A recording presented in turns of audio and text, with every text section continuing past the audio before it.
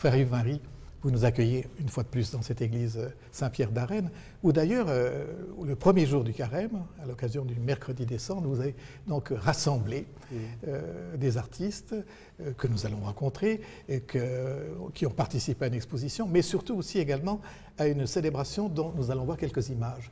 Quel souvenir gardez-vous de cette célébration?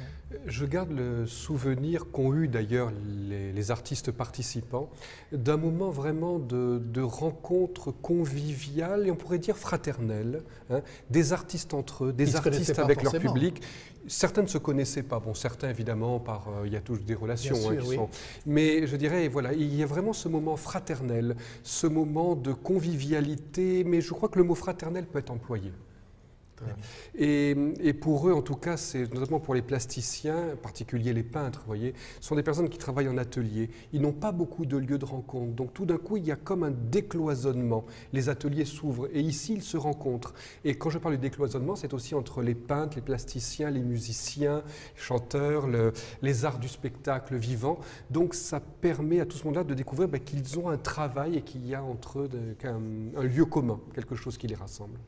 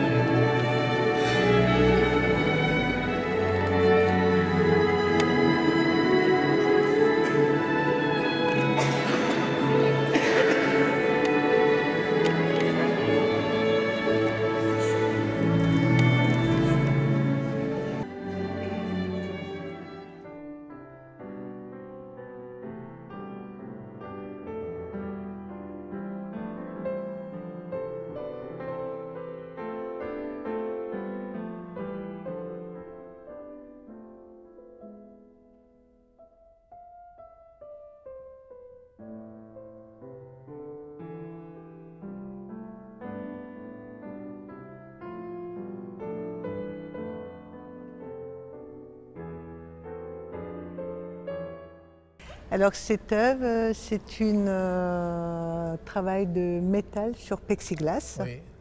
Et donc je fais en sorte qu'il y a plein de croix, parce que c'était pour l'église. Oui. Et donc à gauche, vous avez le chat noir de la Villette.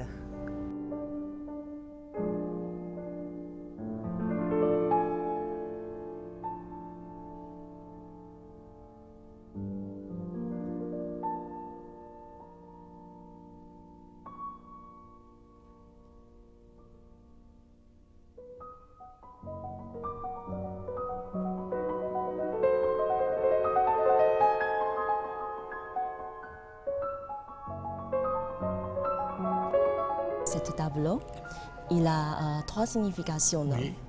Le premier, c'est parce que Jésus, c'est le chemin dans la vie. Donc, à travers ce tableau au milieu, on voit le chemin. Oui. Mais ce chemin, il n'est pas tout droit. Non, parce que, ça tourne. Oui, ça tourne. Et parfois, c'est difficile. Mais si on le suit, on peut, à travers cette épreuve, on peut traverser de côté sombre, ça représente le monde, le péché, et on peut aller jusqu'au chemin que Jésus nous prévient. On finit dans la lumière. Voilà. Pour moi, Jésus, c'est notre arbre de la vie. Il nous ramène vers Dieu, vers le Père. Et le fruit, bien sûr, c'est la résurrection.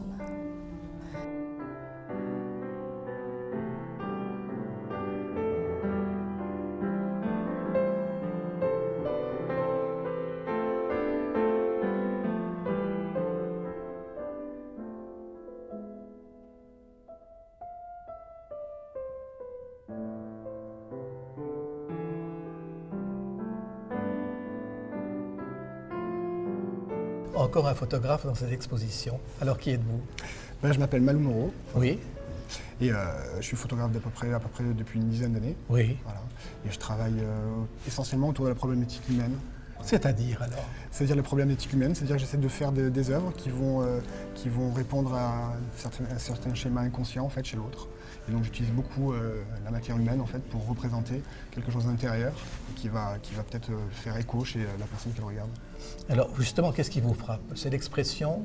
C'est pas l'expression, je crois que c'est l'histoire de chaque personne que je photographie, que j'essaie de symboliser, de sublimer dans une œuvre, qui va et rendre un petit peu peut-être universelle nos problématiques intérieures et qui trouvera un écho en fait, chez les gens qui la regardent. J'essaie de faire des œuvres en fait, qui sont peut-être un petit peu dérangeantes à la manière de Lynch, mais sans vraiment savoir pourquoi, sans rentrer dans des lieux communs du trash ou du sanguinaire, mais quelque chose qui nous titille à chacun de nous en fait.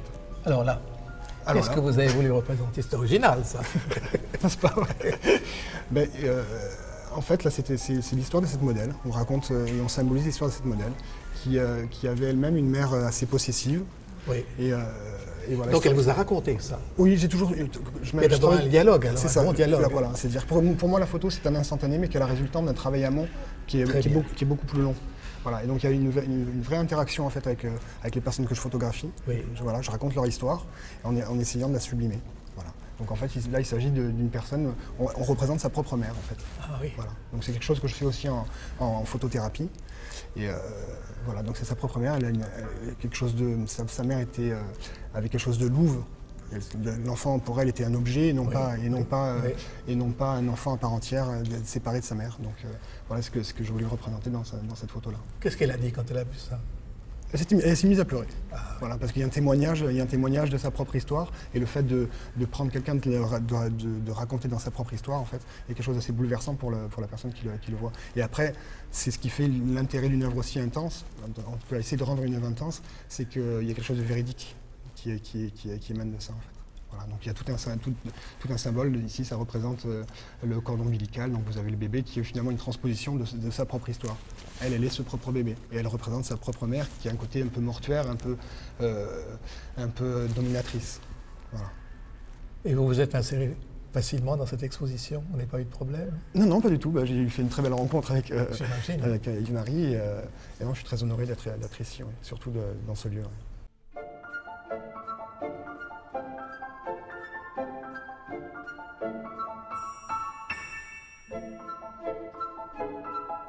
Mon travail consiste à confronter les pratiques, la peinture, la photographie et le dessin. Qu'est-ce que ça veut dire confronter? Les mélanger. Les mélanger. Voilà, j'aime beaucoup à la fois marcher, faire des croquis, écrire, photographier. Oui. Et lorsque je rentre dans mon atelier qui est à Nice, j'aime aussi peindre. Donc je réutilise, je réinvestis toutes ces notes, tous ces croquis. Et dans les travaux les plus récents, j'ai pu donc mélanger sur un même support qu'est la photographie, à la fois le dessin et la peinture. C'est ça. Et le travail que j'ai présenté ici, suite à une rencontre avec Yves-Marie, qui m'avait proposé donc de participer à la messe des artistes, est un travail sur le thème de la montagne. Et je me suis inspirée de La montagne magique de Thomas Mann, qui traite de la question du temps. Le temps en nous, le temps hors de nous, et cette question de la vie et de l'éternité. La montagne me semble une image assez particulière pour traiter de ce thème, puisqu'on est sur à la fois le serment sur la montagne, mais aussi cette éternité que pose à la fois l'œuvre d'art et nous-mêmes en tant qu'être humain. Quelle est cette notion de vie et d'éternité que l'on peut éprouver dans l'art?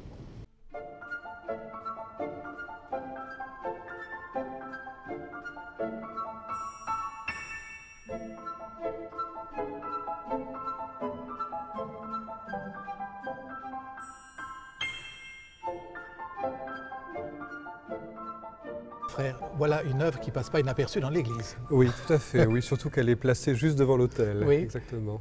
Alors de quoi s'agit-il? Eh bien, c'est Patrick Schumacher, qui est un sculpteur. Oui. Et d'ailleurs, ce qui est remarquable chez lui, c'est que c'est l'un des derniers grands sculpteurs restaurateurs. Car autant on a des restaurateurs pour les tableaux, oui. il y en a beaucoup, Oui. Et autant on manque de restaurateurs sculpteurs. Ça veut dire Patrick Schumacher, s'il y a une main en marbre qui manque, il refait la main en marbre, il la sculpte en bois. Des bronzes, des restaurations de Bouddha, par exemple l'ancien, etc. C'est son travail. Hein. Donc c'est un travail absolument magnifique. Et donc il est artiste également. Et il travaille donc sur le thème de l'animal, le singe, ici le bélier, et avec beaucoup d'humour à chaque fois, mais en même temps d'une très grande profondeur. Et là, il a fait un travail étonnant à partir du tableau de Van Eyck, de l'agneau mystique, où on voit cet agneau qui est sur un autel, et il y a du sang qui coule du côté de cet agneau qui tombe dans une coupe.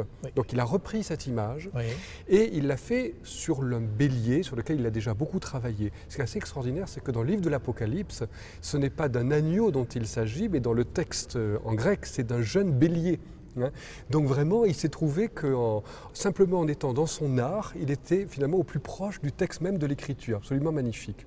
Alors je voudrais vraiment associer à ce bélier deux autres œuvres de l'exposition qui me paraissent l'éclairer et se répondre les unes les autres. Trois œuvres, donc ce bélier, ce qui est ici sur la droite sur l'autel, qui est le triptyque de René Galassi, et l'autre œuvre qui est sur le côté de l'église et qui est ce qu'on appelle Quatre Christ de Jérémie Taburki. Pourquoi je les associe toutes les trois? Parce que ce sont des œuvres dans lesquelles l'artiste en quelque sorte se met en scène, c'est lui. Et je trouve ça magnifique parce qu'au fond, c'est une démarche dans laquelle l'artiste, dans son œuvre, se rend présent. Alors, chez René Galassi, ce parement d'autel, c'est lui, au fond, dans ce feuilletage argenté, avec cet immense, presque monochrome rouge, travaillé dans la matière. Au fond, c'est lui qui y est avec sa réflexion, avec sa présence, avec tout son être. Le Quatre Christ, c'est au fond ce personnage de manga qui est un chat, au fond un chat rose, bon, un peu, qui évoque la panthère rose, qui est en croix. Alors on se dit, mais bon, un chat en croix, quel scandale, mais pas du tout. C'est l'alter ego de l'artiste qui se voit crucifié comme le Christ et qui pense à travers son art cette présence humaine. Quant au bélier ici présent, c'est au fond la même démarche. Patrick Schumacher me dit, c'est moi au fond ce bélier. C'est lui dans son œuvre, vous voyez, à chaque fois. Mais je dirais lui dans son œuvre comme essayant à la fois de se comprendre lui-même, de comprendre son art et de comprendre ce qu'il va évoquer à travers son art. Donc, et se rattacher à une tradition. Et se rattacher à une tradition, exactement. Et vraiment, ces trois artistes sont les trois profondément ancrés dans une tradition et en même temps novateurs, je dirais, dans leur art. Alors, on pourrait le dire de quelques autres artistes qui sont ici, mais je trouve que chez ces trois-là, c'est vraiment flagrant. Et il y a une démarche vraiment à la fois authentique, intellectuelle, d'approfondissement de l'œuvre. Et je trouve que ce bélier qui est là et qui touche les personnes qui viennent, parce que bon, on voit le sang qui coule, hein, et c'est vraiment, ça coule. Hein, voilà, il y a tout un moteur qui fait que le sang coule dans la coupe en circuit fermé. Donc il y a cette présence, cette vie de l'œuvre. Et pour les personnes qui ont été là, qui ont été à la messe, et puis des croyants, enfin des habitués de notre Église, il n'y a pas eu de choc. Au contraire même, ils trouvaient tout cela parfaitement intégré dans la démarche spirituelle qu'ils avaient. Donc c'est pour ça que je trouve que c'est un travail absolument magnifique, en plus d'un très beau travail de sculpture ici de Patrick Schumacher. Voilà. Et pour ces trois artistes, comme pour les autres, encore une fois, dans ce chemin que l'on fait ensemble, découvrir qu'au fond, même s'il n'y a pas, je dirais, comme on dit, ils ne sont pas des piliers d'église, ce sont en tout cas de bons contreforts, au sens où, dans l'extérieur de leur art où ils se trouvent, au fond, ils avancent avec le peuple chrétien dans ce cheminement spirituel. Voilà. Et en tout cas, ils acceptent et partagent vraiment l'idée de cette collaboration, d'avancer ensemble. Je trouve ça magnifique.